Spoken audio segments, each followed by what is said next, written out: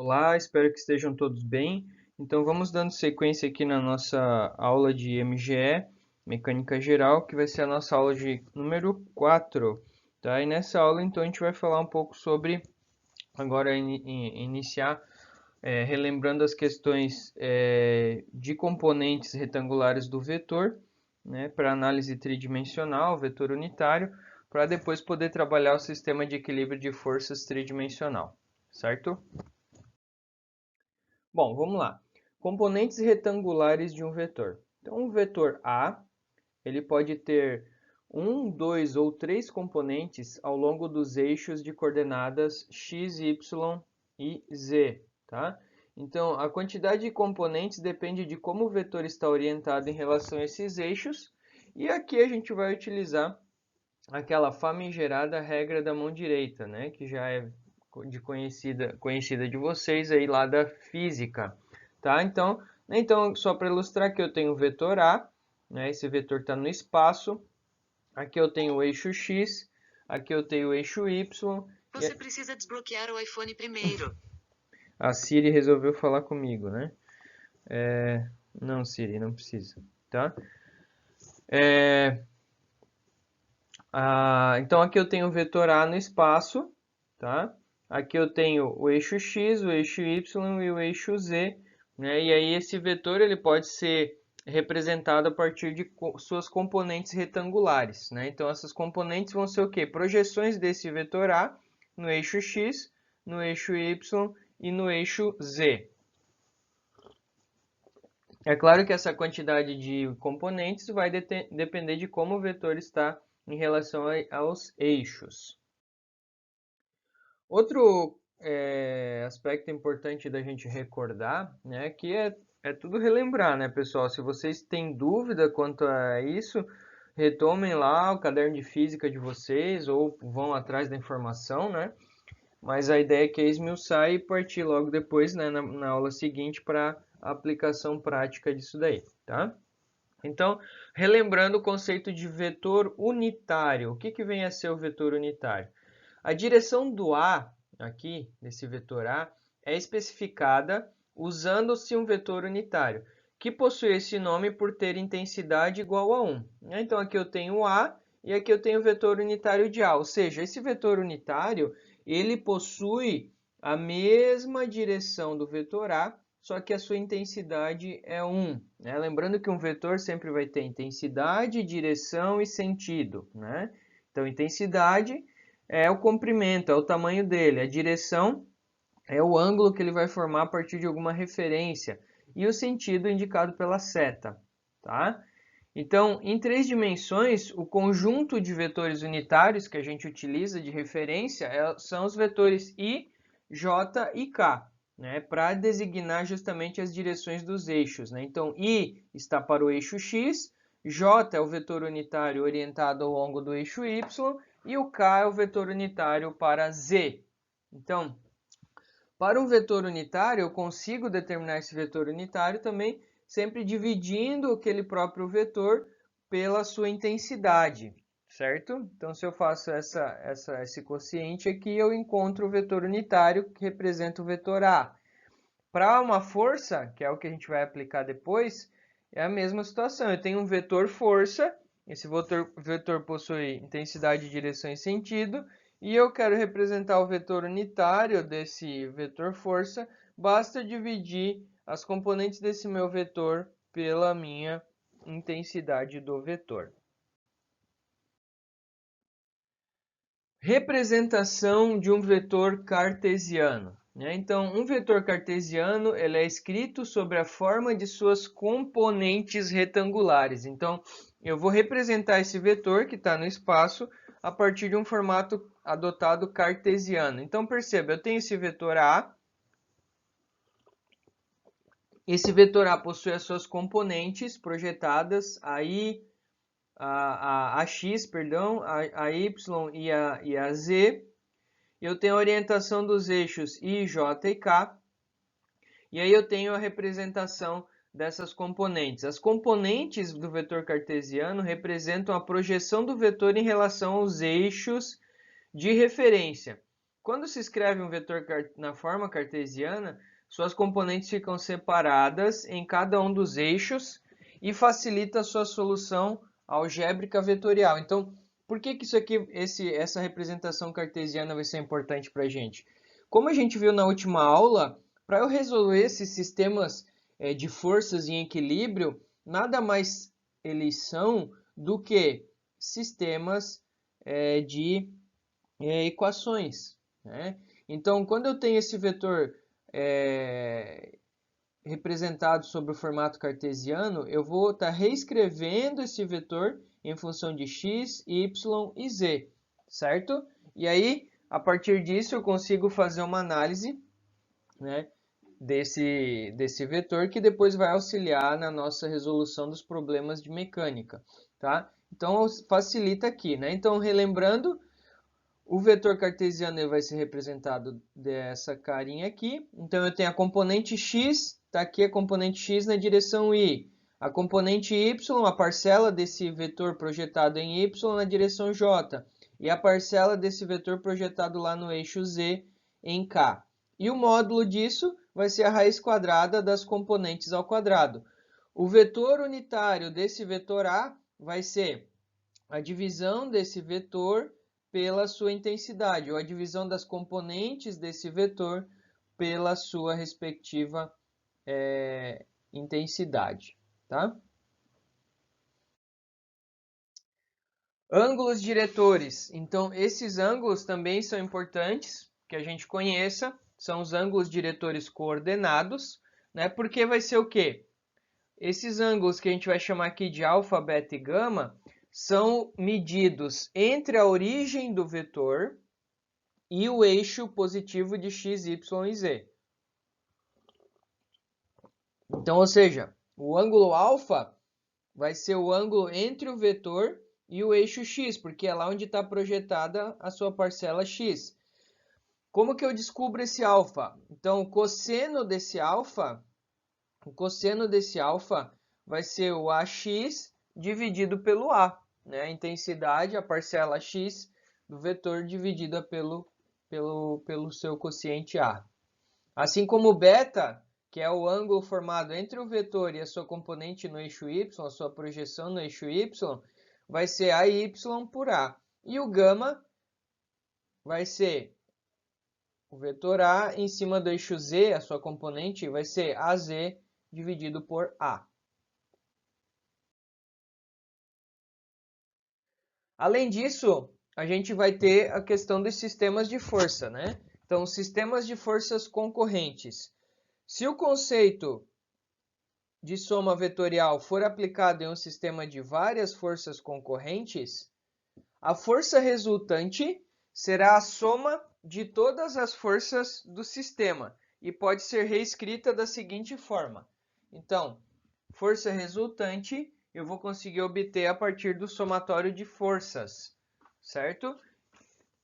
O somatório de forças pode ser no formato vetorial ou pode ser o somatório de forças de todas as forças do sistema. Então, eu somo as parcelas da força de x, as parcelas das forças de y e as parcelas da força de z, orientada no eixo k. Assim eu consigo então encontrar, nesse caso aqui, a minha força resultante, tá? E sem mais delongas, então vamos começar a trabalhar aqui o primeiro exercício, em que eu tenho o seguinte: ele pede para que eu determine a intensidade e os ângulos diretores coordenados da força resultante que atua sobre o anel, conforme mostrado na figura. Então aqui ele deu essa figura, né? Então eu tenho esse anel está submetido a duas forças, F1 e F2.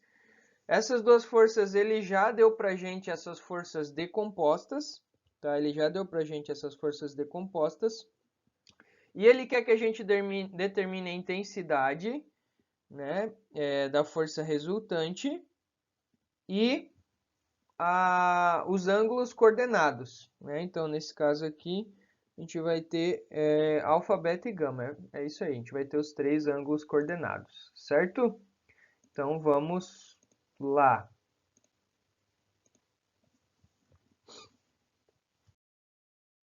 Então tá aqui o nosso, vamos aqui para a caneta, tá aqui, opa, troquei o mouse pela caneta aqui, mas vamos lá então, apagando aqui. Tá aqui o nosso desenho, certo? A vantagem é que ele já forneceu para a gente as forças em função dos eixos coordenados, então vai facilitar um pouquinho. Depois a gente faz um outro em que eu não tenho isso. Mas eu vou escrever aqui, F1 eu tenho 60 na direção J, mais 80 na direção K, tá certo, é K. Isso está em libras, tá? Aliás, é Newton, né? Ali na figura anterior aqui eu esqueci de trocar, mas isso vai ser medido em newtons. Newtons a gente usa mais, né? E aqui a força 2 ela tem componente tanto em I quanto em J quanto em K. Então tem 50I menos 100J mais 100K, certo? Isso também é medido em newtons. Lembrando, o que ele quer da gente, né? Ele quer que a gente determine a intensidade e os ângulos diretores. Então a gente acabou de ver, né? A força resultante vai ser a somatória das forças.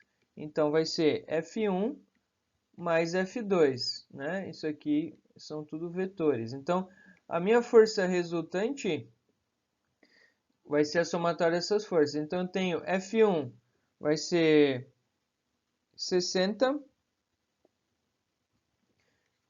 em J mais 80 em K, mais F2, 50I menos 100J mais 100 em K. Então, a força resultante aqui, eu vou ter 50I, aqui em J eu tenho 60 e eu tenho 100, então fica menos 40J, e aqui eu tenho mais 180 na direção K. Então essa é a força resultante, né? Eu posso substituir essas duas forças por uma única, né? Beleza, esse é o vetor. Agora, né, se eu fosse representar esse vetor aqui, ele estaria mais ou menos, usando a cor azul aqui, opa, ele estaria, que coisa? Ele estaria mais ou menos aqui assim, tá? Nosso vetor resultante. Né? Se a gente pegar aqui e aqui, tá? Isso no espaço, tá? Então, estaria aqui o vetor resultante, 50i menos 40j mais 80 na direção k, certo? A intensidade desse cara eu consigo fazendo, né, a raiz quadrada das componentes ao quadrado. Então, fica 50 ao quadrado mais 40 ao quadrado mais 180 ao quadrado. Fazendo essa conta aqui, eu vou ter 191 newtons, tá? Então, essa aqui é a força resultante. Além disso, né, ele pediu os ângulos, né? Então, os ângulos, deixa eu fazer de outra cor aqui. Os ângulos, então, a força resultante está ali. Com relação ao eixo x, eu tenho alfa. Com relação ao eixo y, eu tenho beta. E com relação ao eixo z, eu tenho gama, tá? Então, eu vou achar esses ângulos aí, tá? Como é que eu faço isso? Certo? Eu vou fazer através do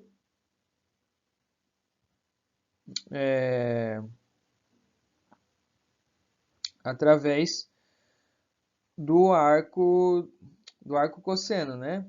Então eu vou ter, deixa eu abrir um espaço aqui. Vou apagar aqui mesmo. Acho que já vai ser suficiente. Então tá aqui os ângulos, né? Então, como a gente viu, como é que eu calculo, né? O cosseno de alfa vai ser a força resultante no eixo x dividido pela força resultante. Qual que é a resultante do x? 50. E a resultante, 191. Então, fica 50 dividido por 191. Isso aqui vai me gerar um cosseno de 0,261. Só que isso é o cosseno, eu quero o ângulo. Então, o alfa vai ser o arco cujo cosseno é 0,261 e esse alfa será 74,8 graus. Então, esse ângulo aqui da força resultante com o eixo x, 74,8. Aqui eu já vou escrever daí direto. Então, o beta vai ser o arco cosseno de FRY por FR. Então, o beta vai ser o arco cosseno de qualquer menos 40, né? Tomem cuidado que aqui a gente precisa carregar o sinal, porque o sinal está atrelado à direção, né? E o ângulo, a direção é dada pelo ângulo. Então, a gente precisa tomar esse cuidado aqui. Menos 40 dividido por 191. Isso vai dar um ângulo de 102 graus, tá? E por fim, gama é o arco cujo cosseno será formado por FR de Z dividido por FR. Então, isso aqui vai gerar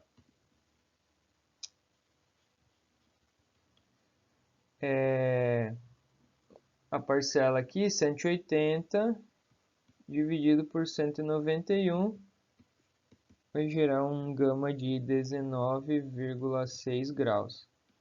Certo? Então, eu calculei os nossos queridos ângulos diretores, tá? Além disso, já que a gente falou de vetor unitário, perdão, vamos fazer também aqui o vetor unitário, aproveitar, né?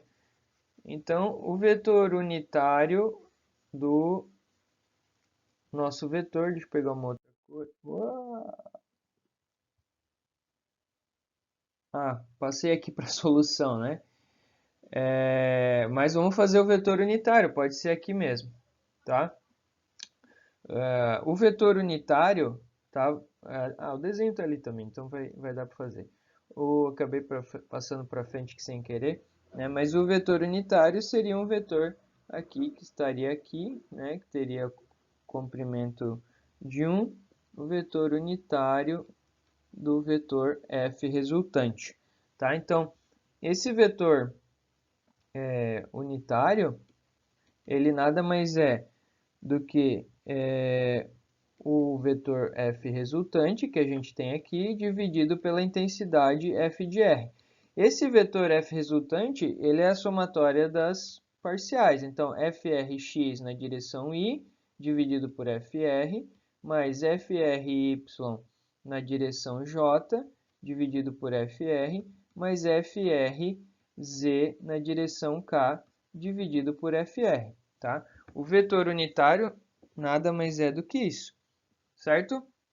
E aí a gente calculou, né?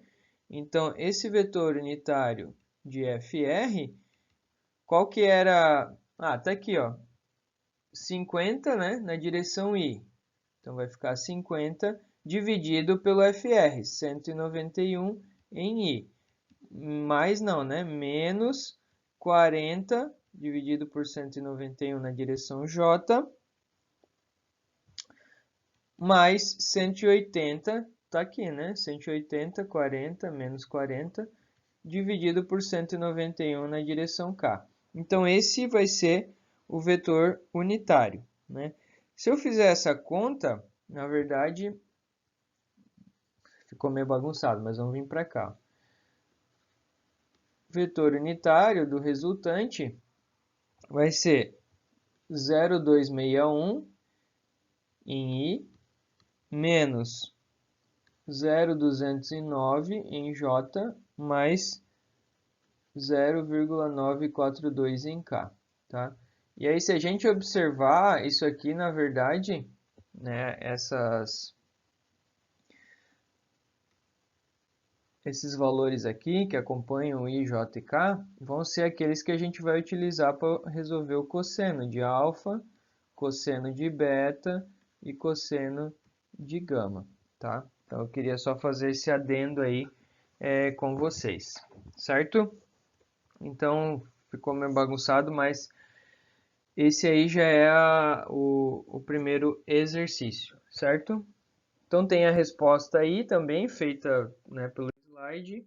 Ó, aqui a continuação da resposta do que a gente acabou de resolver. Trabalhando esses conceitos aí, recordando esses conceitos. Aí eu vou trazer agora também um pouquinho para vocês a questão dos vetores posição.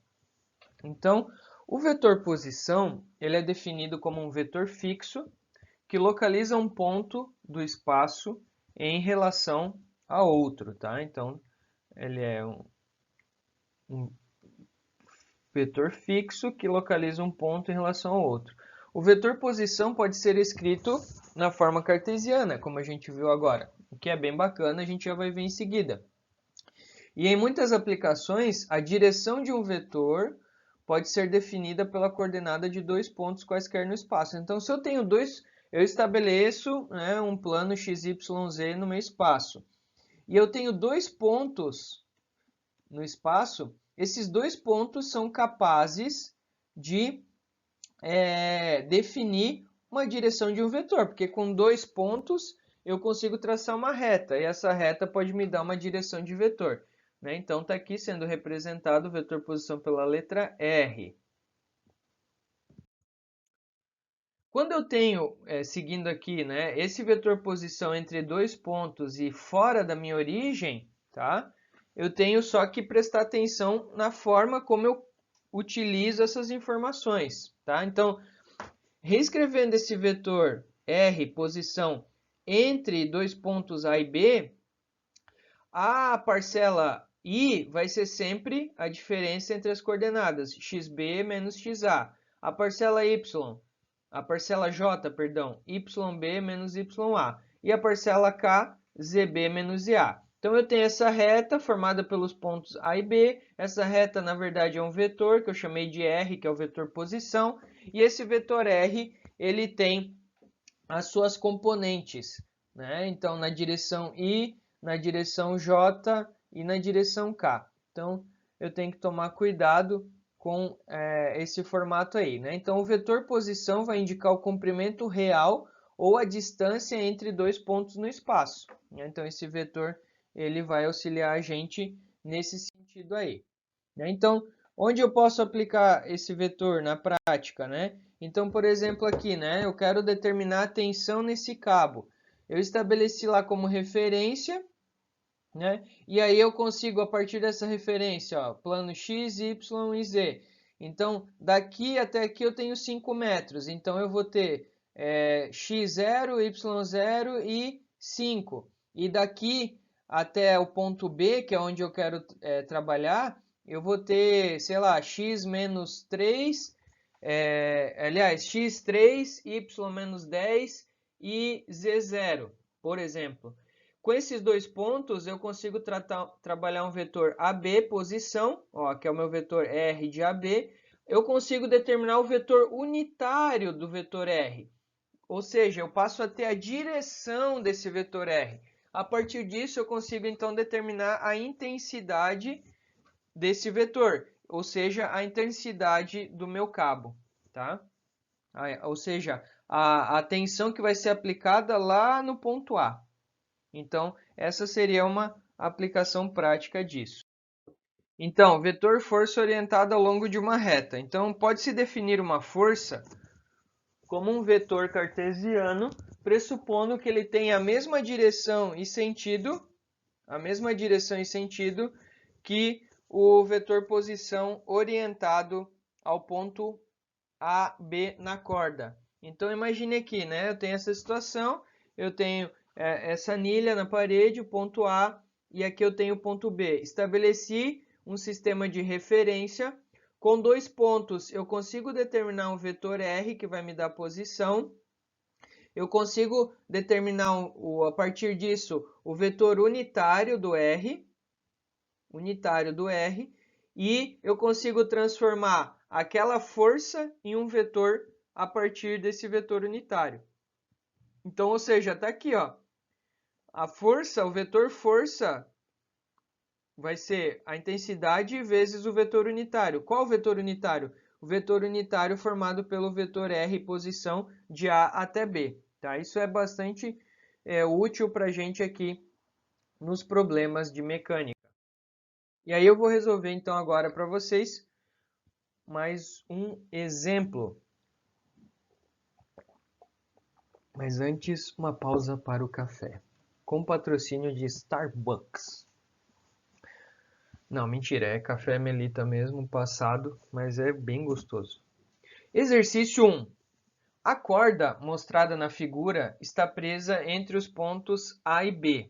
Determine seu comprimento e sua direção medidos de A para B. Então, ou seja, ele já me deu o sentido, né? O sentido é de A para B.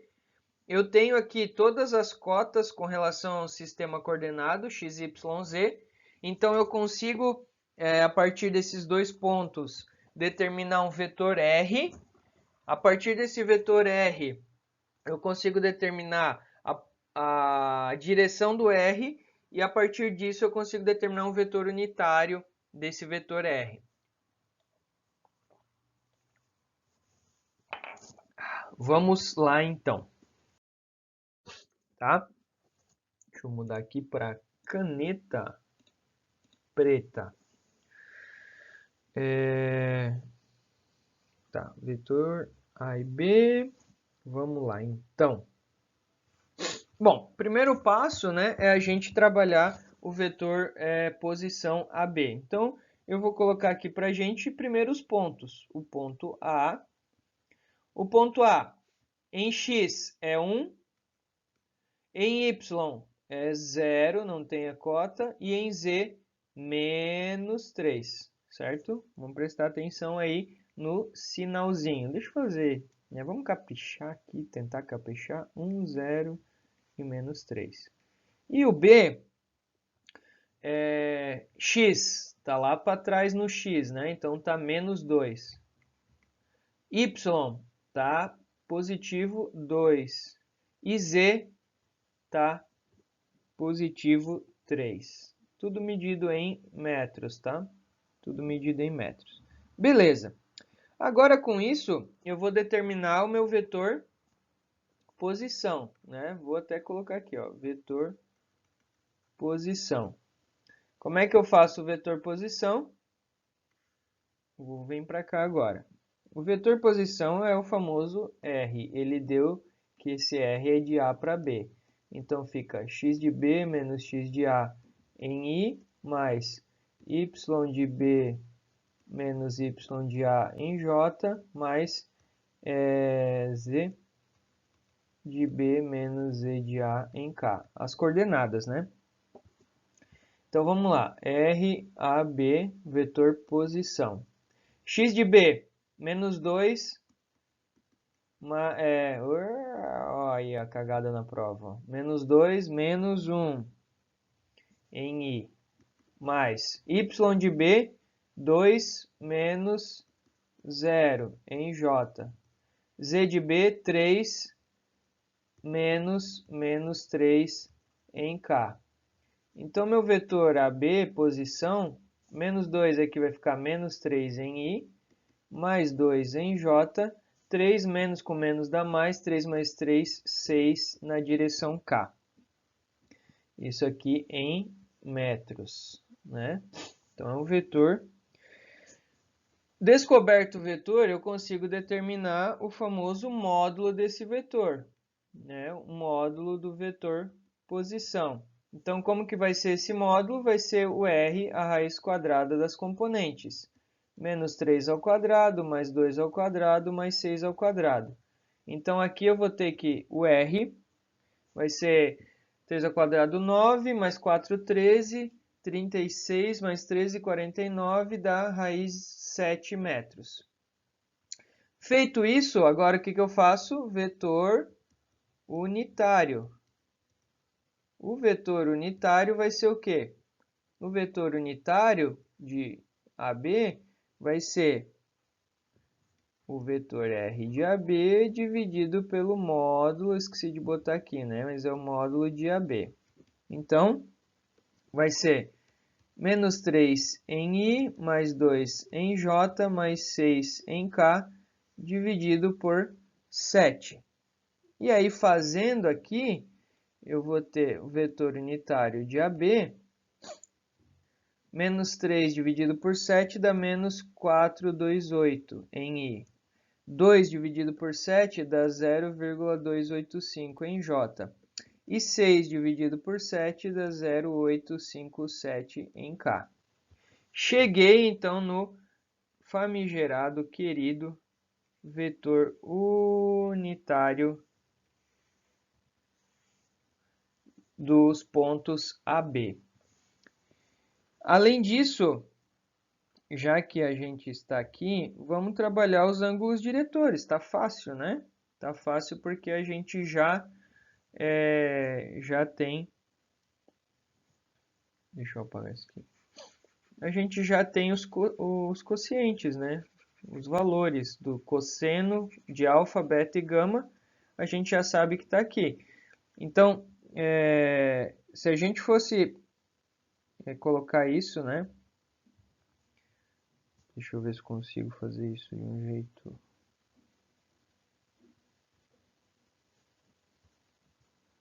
Trocar a cor aqui. O que acontece, né? Ali a gente vai ter o nosso vetor. Então, onde está esse... Ele está aqui, ó. Deixa eu tentar aqui, pessoal. Eu vou ter aqui menos... não dá. Vou fazer aqui de novo. Então, eu tenho...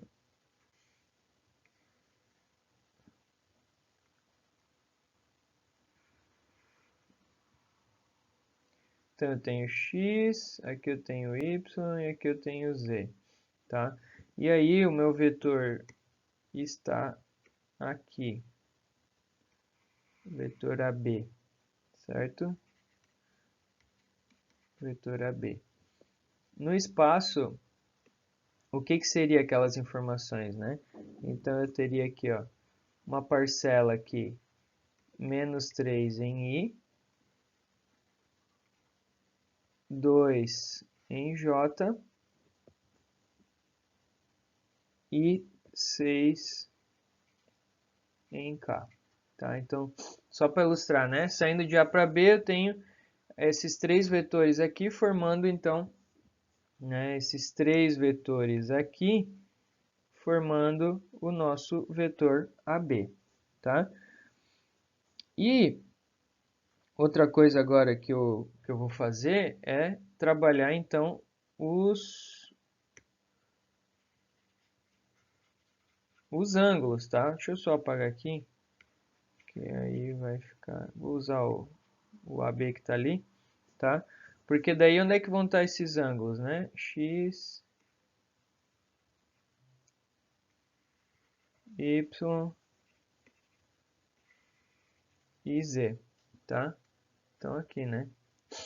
Então, aqui, pessoal, eu já tenho, né, os cossenos, né? Os valores cosseno de alfa, cosseno de beta e cosseno de gama. Então, aqui eu tenho alfa, aqui eu tenho beta e aqui eu tenho gama, certo? E aí, o nosso querido, vamos trazer aqui para cima, né? Acho que cabe aqui. Eu vou ter o seguinte. Então, o alfa vai ser o arco cosseno de menos 428, tá? Isso vai dar um ângulo de 115 graus com x.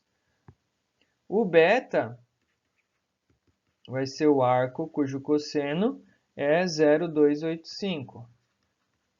O beta vai ser igual a 73,4 graus.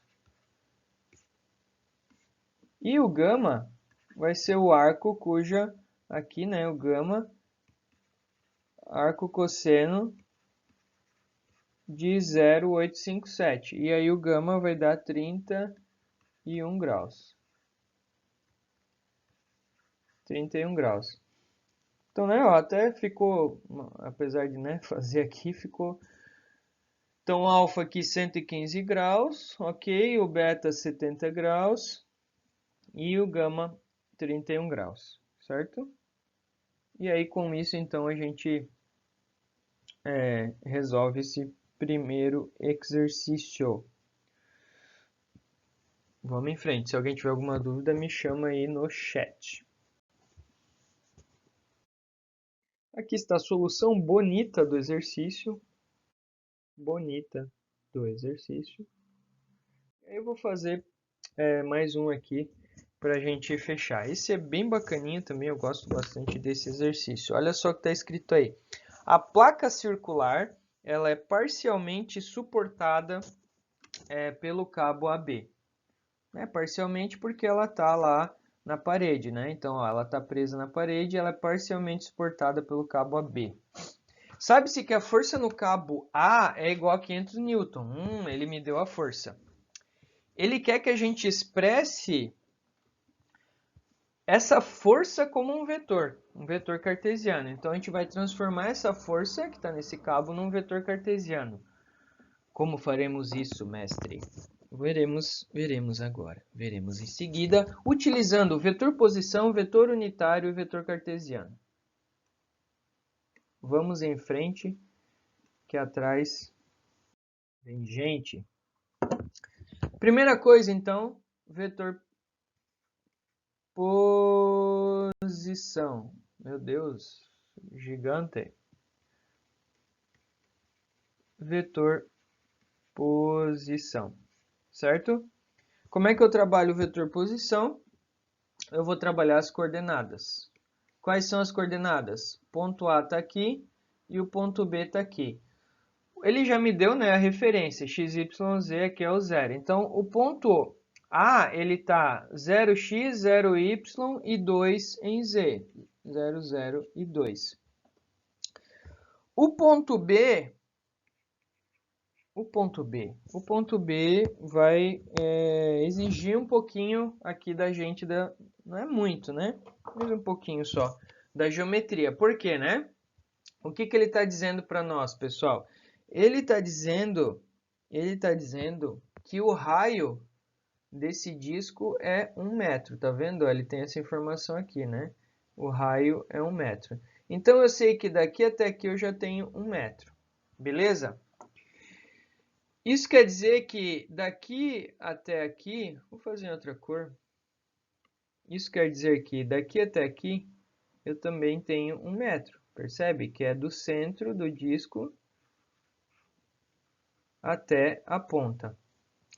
Ele disse para a gente que aqui tem 45 graus. Se eu fizer isso e isso, eu tenho um triângulo.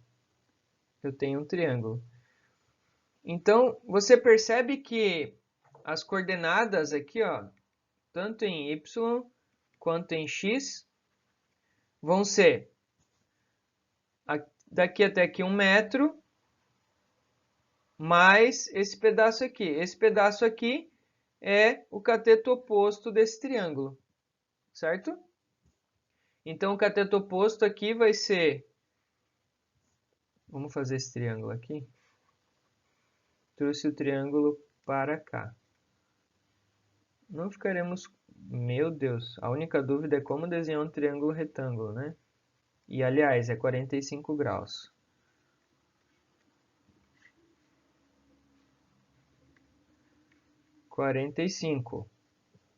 A hipotenusa é 1 metro. Então, aqui eu tenho o cateto oposto e o cateto adjacente. Seno de 45 é cateto oposto sobre a hipotenusa. Então, o cateto oposto vai ser igual ao seno de 45. E o cateto adjacente também vai ser igual ao cosseno de 45. Manjou? Então, ou seja,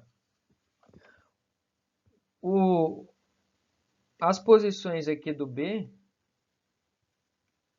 do ponto B, vão ser em X. Aqui até aqui eu tenho 1 metro. Daqui até aqui eu tenho 1 metro, mais o cateto oposto, que é seno de 45. O seno de 45, deixa eu pegar a calculadora aqui. Para, Siri. O seno de 45 é 0,707. Vamos usar aqui, que é o que foi usado. Então, aqui vai ter 0,707 metros. Então, a coordenada x aqui do B é 1,707. Manjou?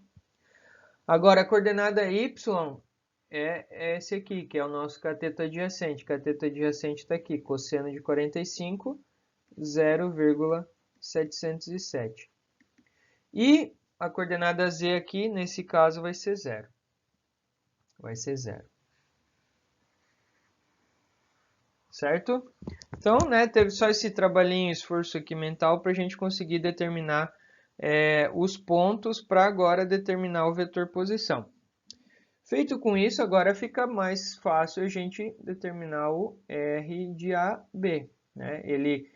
A gente sabe que é de A para B porque ele diz que a força é de A para B. Então vai ficar x de B menos x de A em I, mais y de B menos y de A em J, mais z de B menos z de A na direção K. Então, meu vetor posição de AB, x de B, 1,707 menos 0. Vai ficar 1,707 na direção I. Eu vou fazer aqui. Mais y de B menos y de A, 0,707 na direção J. E z de B menos z de A fica 0 menos 2 na direção K. Determinado o vetor, agora a gente vai atrás, lembrando que isso aqui é em metros, né? É um vetor. Do módulo de AB, que vai ser a raiz quadrada dessa coisa toda aqui. 1,707 ao quadrado, mais 0,707 ao quadrado, mais 2, menos 2 ao quadrado. R de AB, o módulo, vai ser 2,723 metros.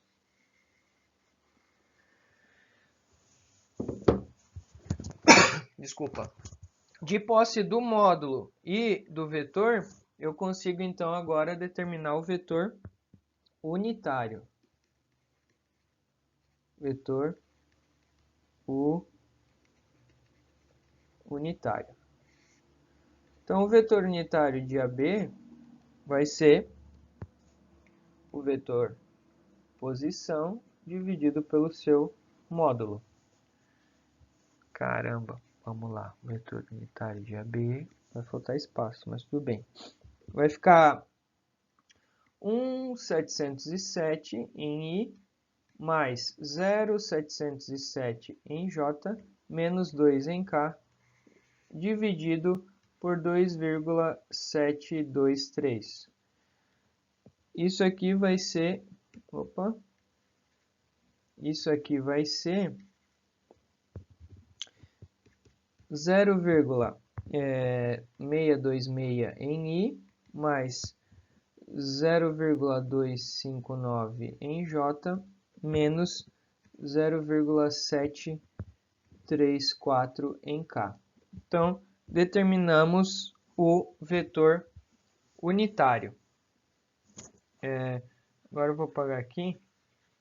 Né? Fizemos as continhas para chegar no... Aqui, né? No seno, cosseno. Opa. Apaga.